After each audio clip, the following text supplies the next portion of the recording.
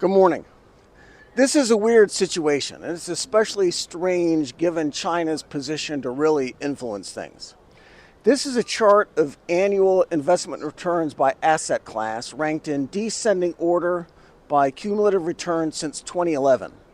Bitcoin is at the very top with a mind-boggling ROI. 2024 Bitcoin was up 121% on the year. Gold, by the way, was the third best performing investment, up 26.7 on the year. Just from this chart, the best performing investments in 2024 were assets that are most attractive to investors who need diversification away from the US dollar. Bitcoin and gold, better than buying the NASDAQ. If inflation is falling, that should be great for bonds, but US bonds were awful. Emerging market bonds returned 5.5%. But Treasury bonds lost money. In fact, long-duration U.S. government paper was the only investment that lost money in 2024.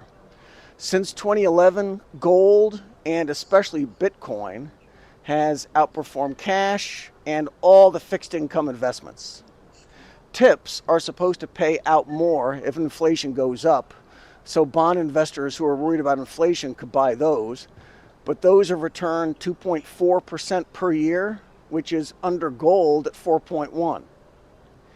Even U.S. investors then now see that Bitcoin and gold are strong investments in the face of an avalanche of new government borrowing and collapsing dollar value.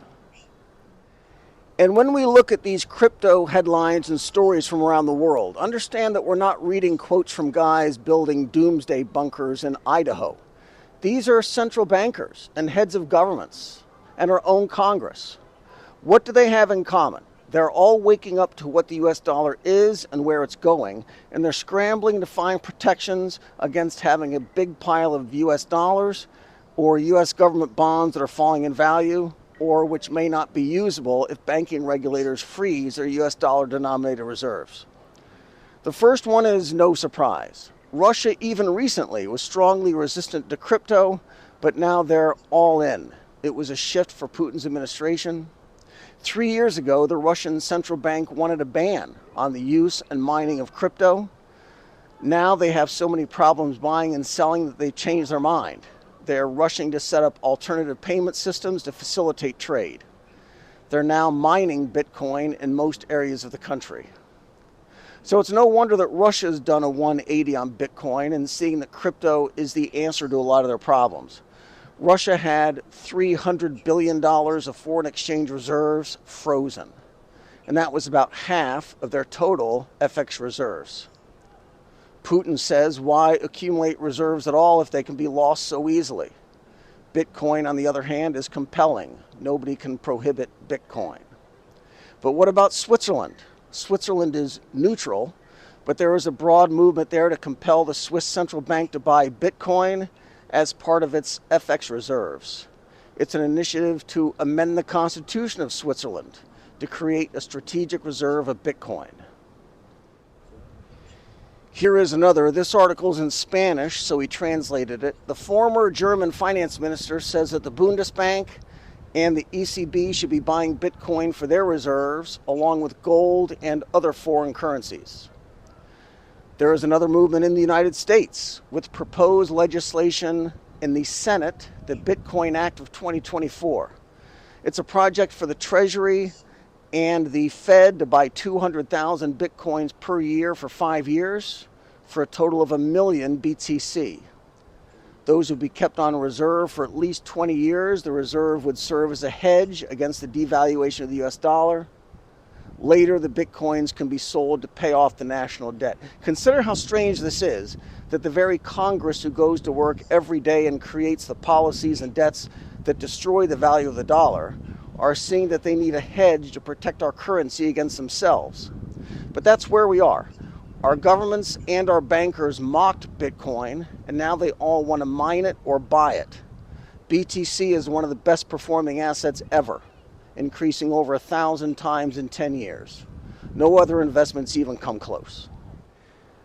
Bitcoin uses a blockchain system that allows anyone to make transactions without banks or intermediaries or even governments. Now those same institutions are taking it very seriously. All those things are important, and so is the fact that the global supply of Bitcoin will reach 21 million and then be capped at that level forever. Bitcoin's supply will stay constant irrespective of demand. Getting to that 21 million is going to take longer and longer with time. There's a certain supply that is issued every few minutes, and every 4 years they cut that new supply in half. This is the curious part and where China can exert enormous influence. Bitcoin mining requires high volumes of electricity and computing power. For that reason, mining Bitcoin is far more profitable in energy-rich countries compared to those with high electricity costs. In China, it's against the law to mine Bitcoin, and it's also against the law for mainland Chinese companies to accept Bitcoin as payment. And this is where the story gets weirder. Bitcoin mining and usage is forbidden here, but China does have a near monopoly on the rigs that mine new Bitcoins. All that equipment is made here and exported. These are the top-ranked Bitcoin mining rigs based on power consumption and productivity. All of these are made in China. These are the 8 best-selling and most widely used mining models, again, all made in China. China dominates the supply of mining rigs and also the chips that run them. 98% of the advanced semiconductors used in Bitcoin mining come from China.